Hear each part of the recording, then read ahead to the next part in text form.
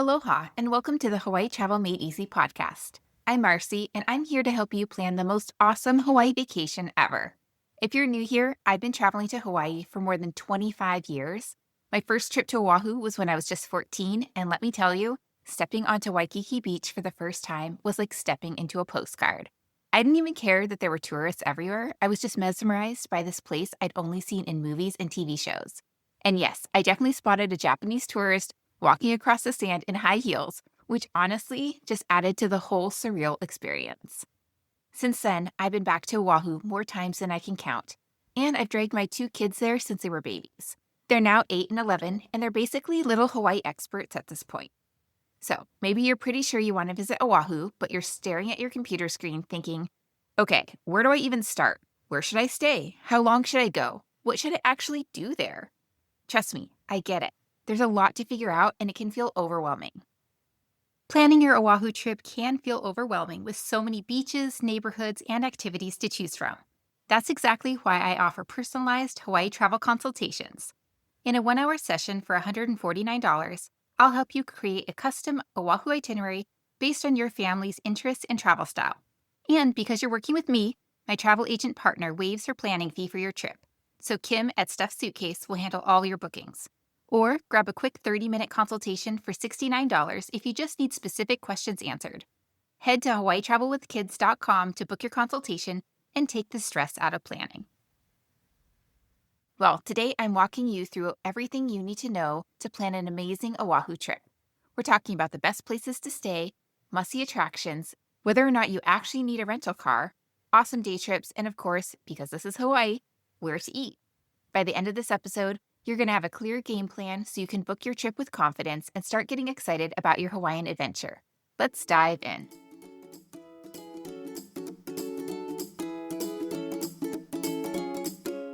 All right, first things first. How many days do you actually need in Oahu? This is probably one of the most common questions I get. And here's the thing. It really depends on what kind of vacation you want. My sweet spot recommendation is 7 to 10 days if you want to see the highlights without feeling like you're constantly rushing around. This gives you time to explore different parts of the island, have some beach days, and actually relax, which is kind of the point, right?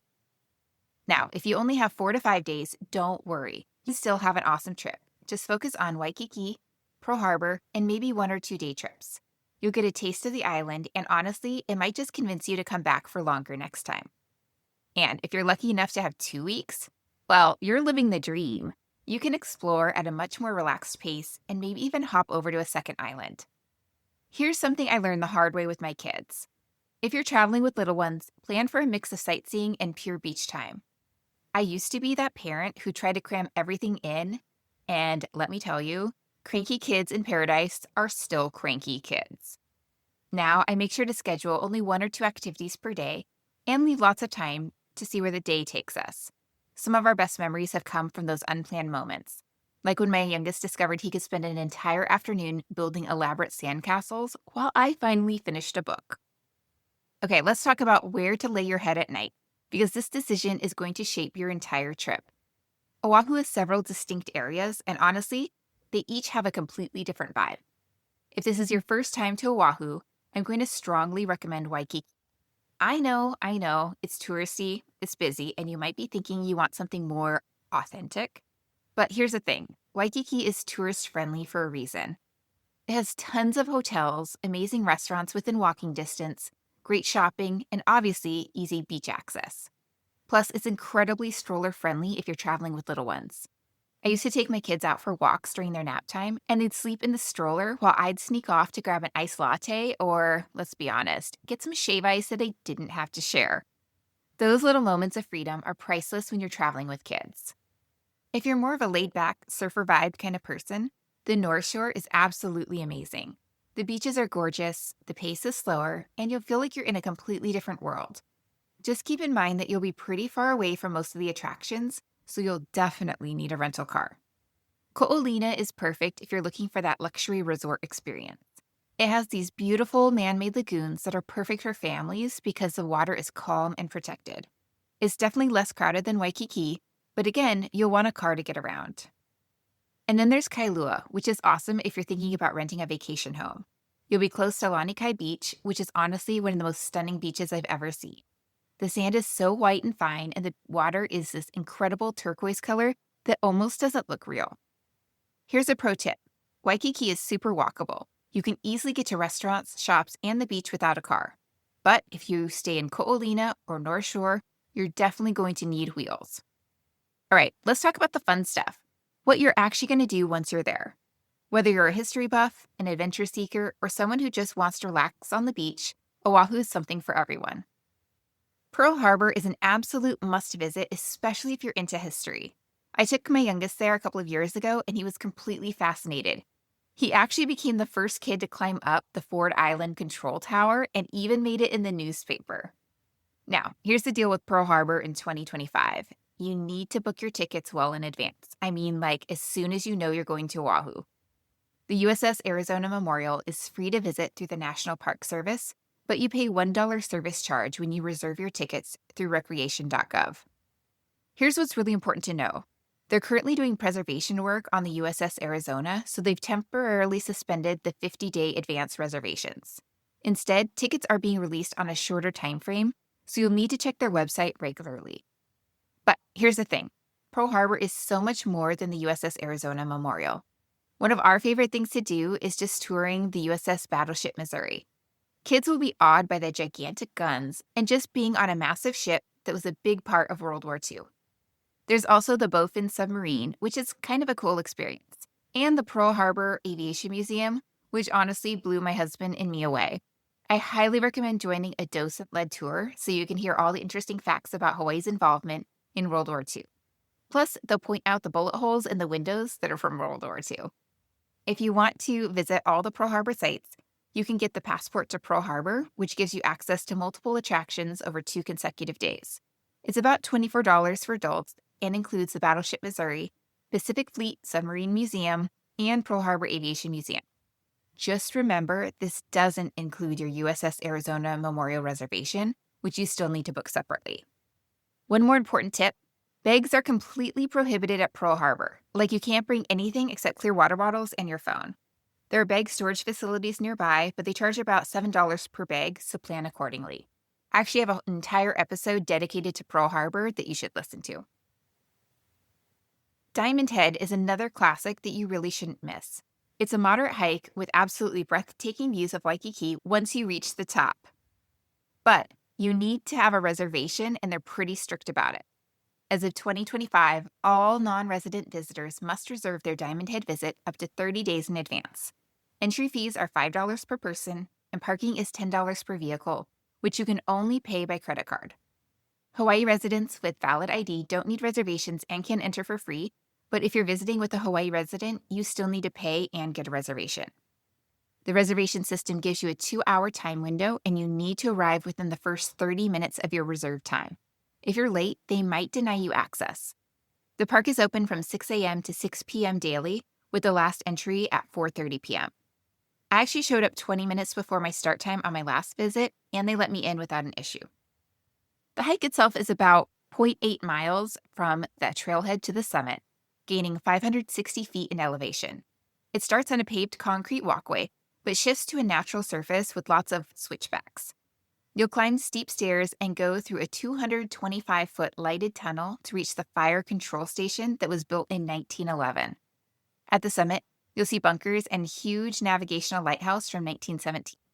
The postcard views of the shoreline from Koko Head to the Waianae Mountains are absolutely stunning, and during winter, you might even spot humpback whales. My pro tip: the weather at Diamond Head is almost always hot with little shade, so I recommend booking an early morning reservation to beat the heat.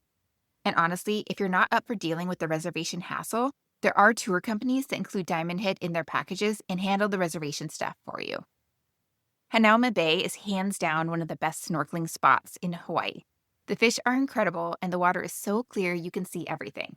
But yes, you guessed it, you need a reservation for this too. Here's how Hanauma Bay works in 2025. It's open Wednesday through Sunday from 6:45 a.m. to 4 p.m. It's closed Mondays and Tuesdays to give the fish a break. The entry fee is $25 per person, plus $3 for parking if you drive yourself. Hawaii residents with valid ID and active military get in free, and kids 12 and under are also free. The tricky part is getting reservations.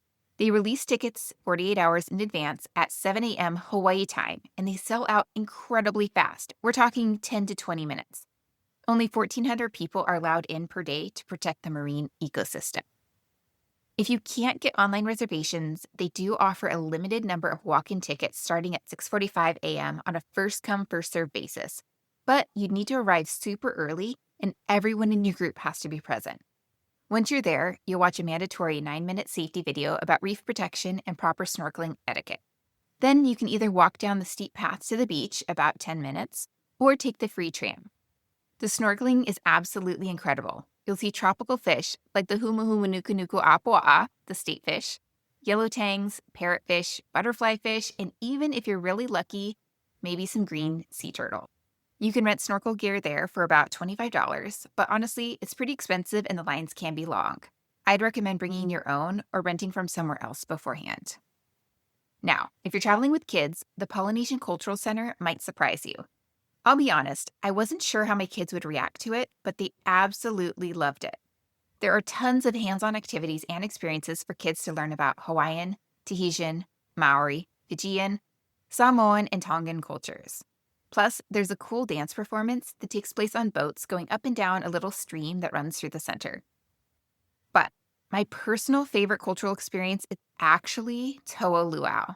I brought my youngest there recently, and he got to do all these amazing activities like peeling sweet potatoes, husking a coconut, and even scraping out the coconut meat.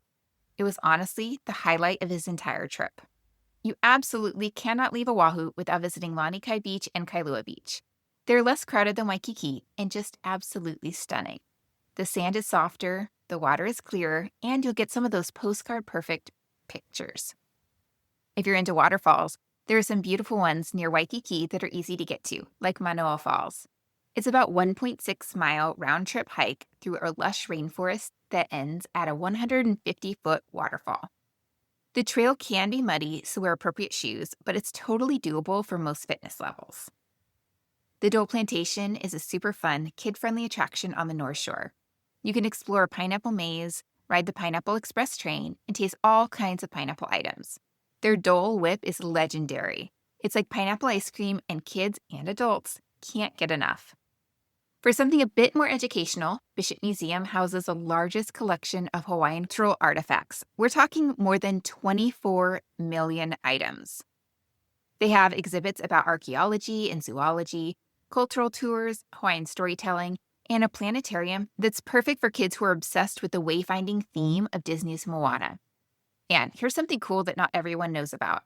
The Waikiki Aquarium is the second oldest public aquarium in the United States. It's right in Waikiki, and it's super convenient, and you'll find Hawaiian monk seals, green sea turtles, tropical fish, and coral.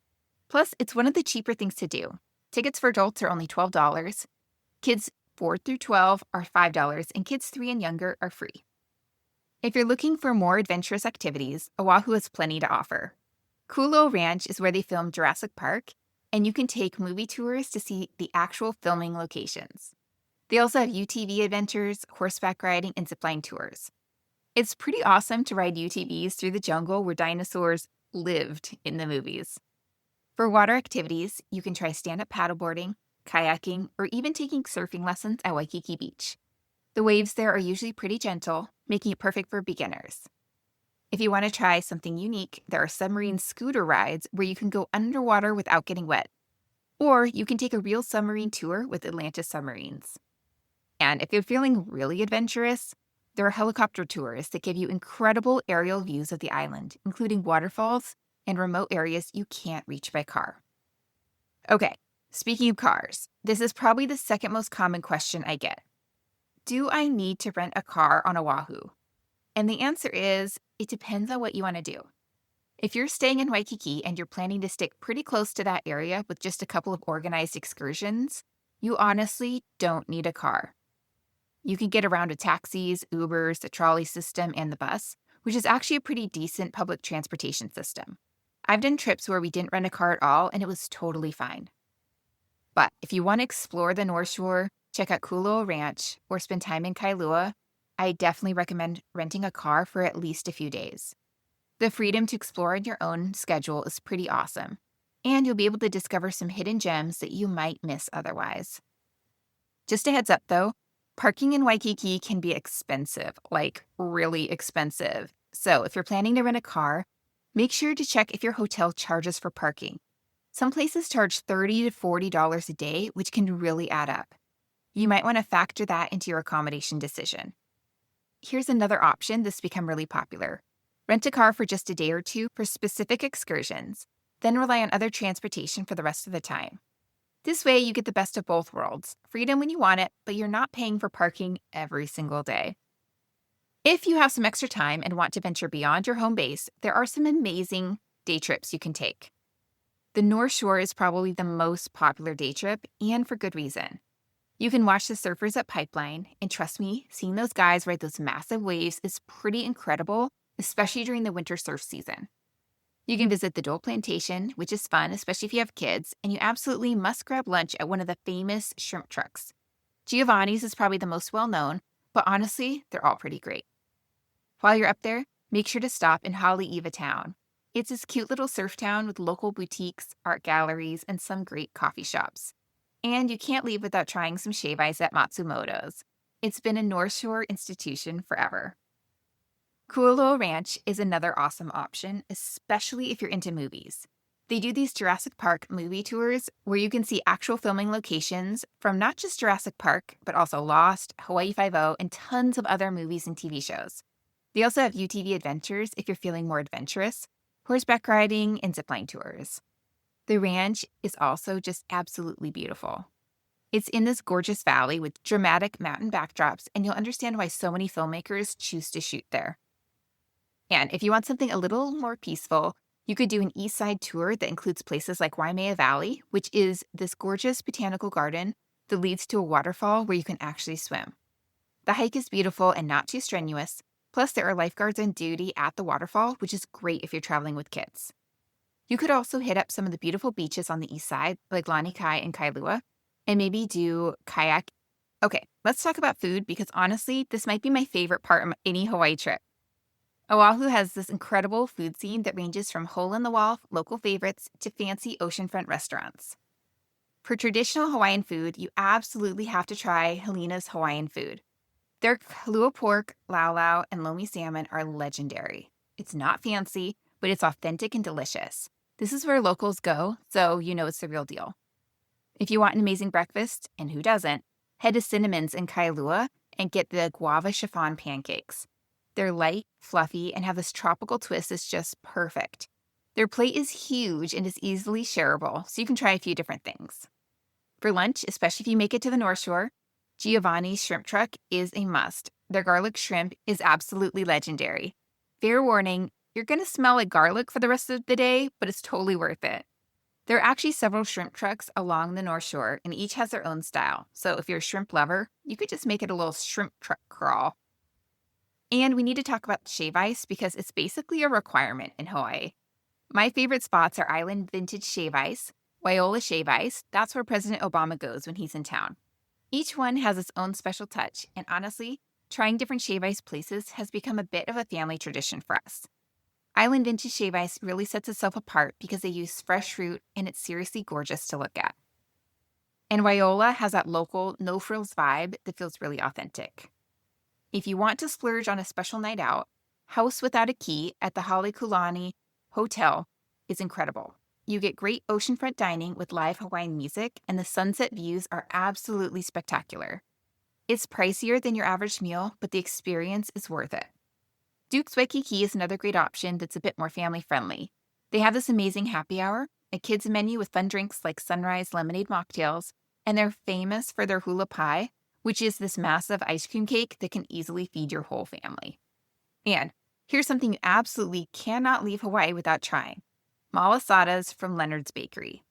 They're these Portuguese-style donuts that are basically little pillows of happiness. My kids always insist on getting them on our last day, and honestly, it's become one of our favorite traditions. You also need to try a proper Hawaiian plate lunch. Head to Rainbow Drive-In, which has been a local institution since 1961. You can get traditional Hawaiian food like kalua pork, loco moco, Hawaiian barbecue beef, and mahi-mahi. Each plate comes with rice and mac salad, and I suggest ordering a few different ones and eating family style so everyone can get a taste.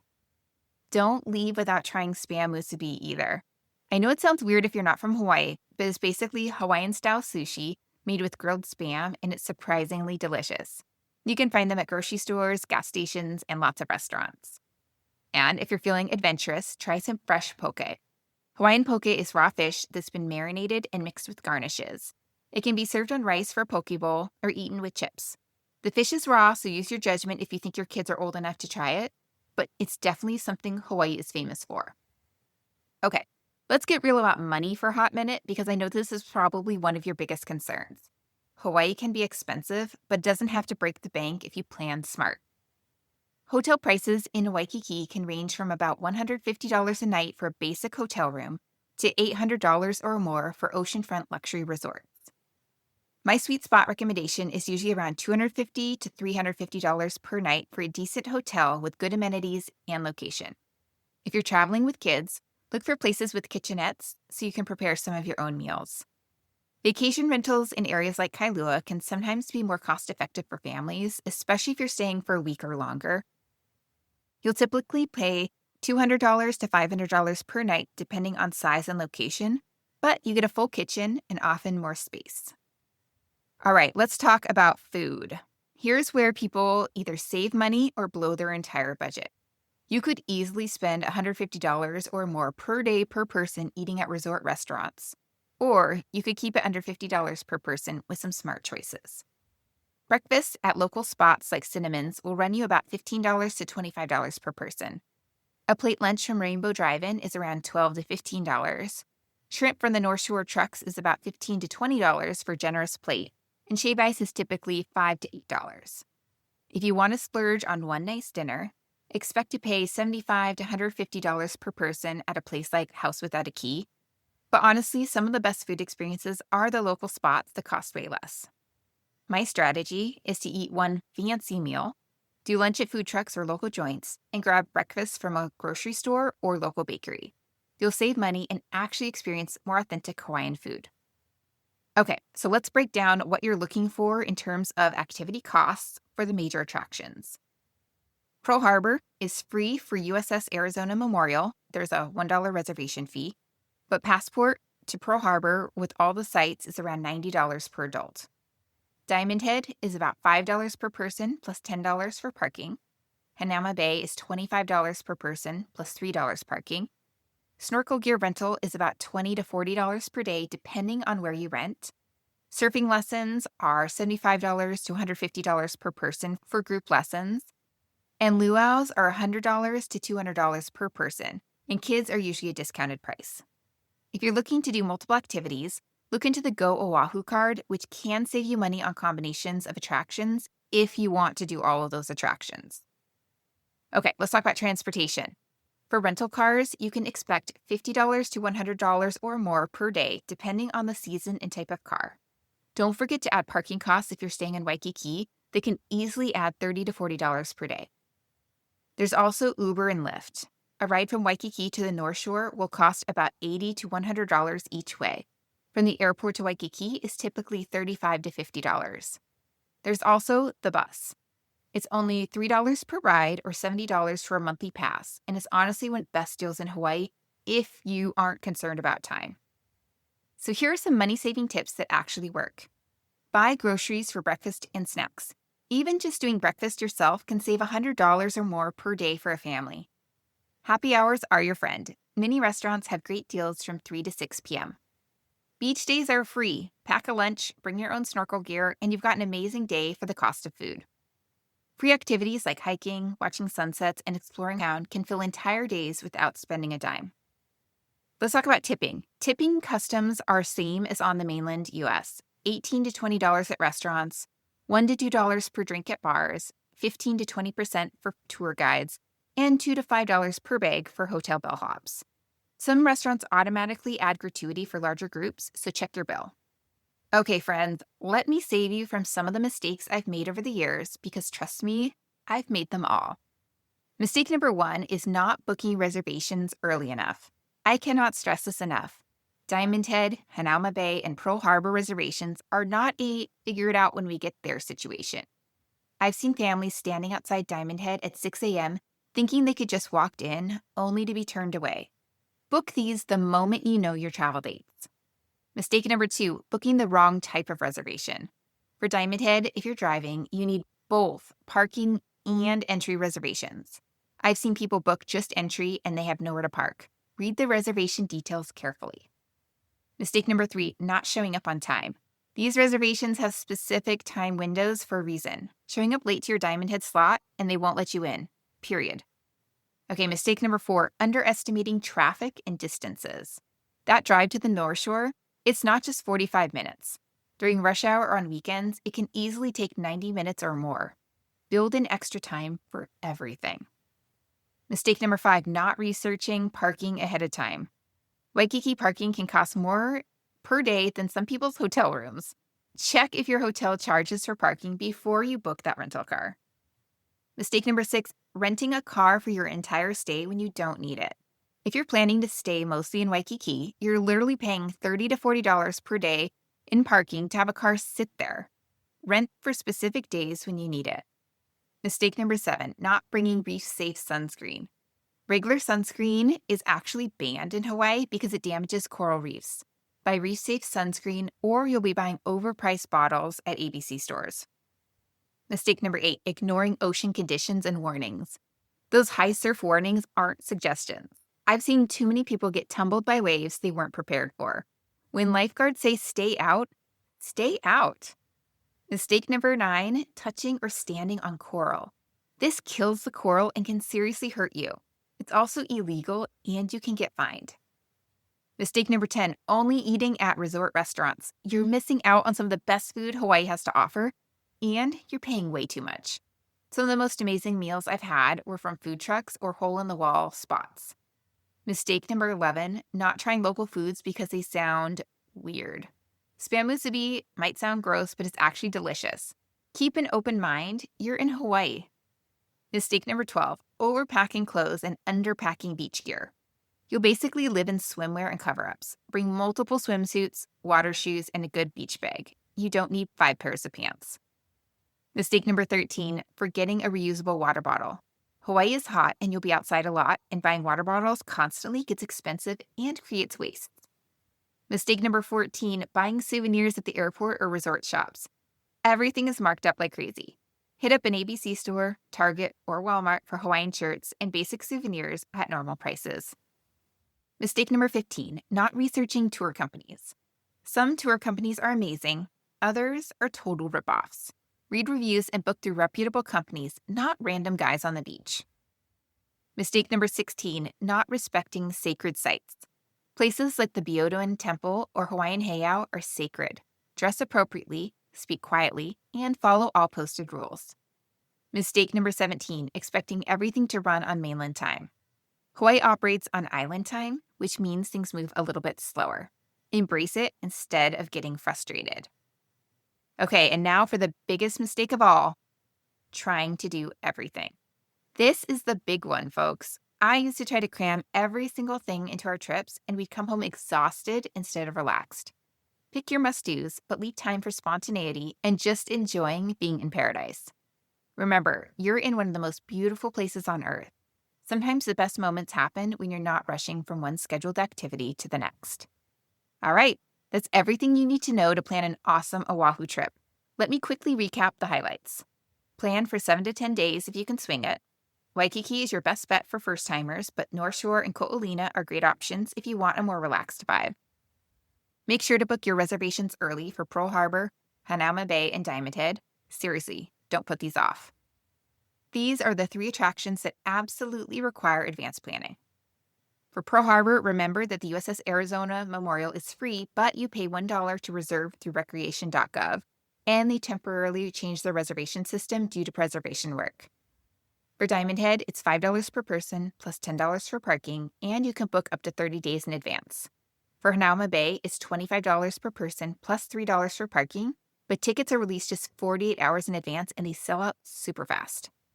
Rent a car if you want to explore beyond Waikiki, but know that parking can be expensive in the city.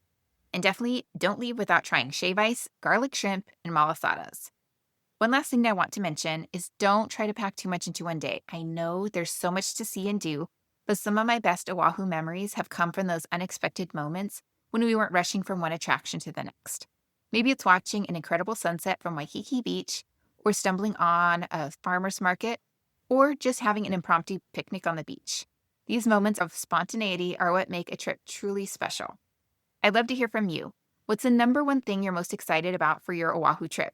You can send me a DM on Instagram at Hawaii Travel with Kids, or visit my blog for even more detailed itineraries and tips. If you found this episode helpful, please subscribe and leave a review. It really helps other travelers find this show. Mahalo for listening, and I'll see you in the next episode.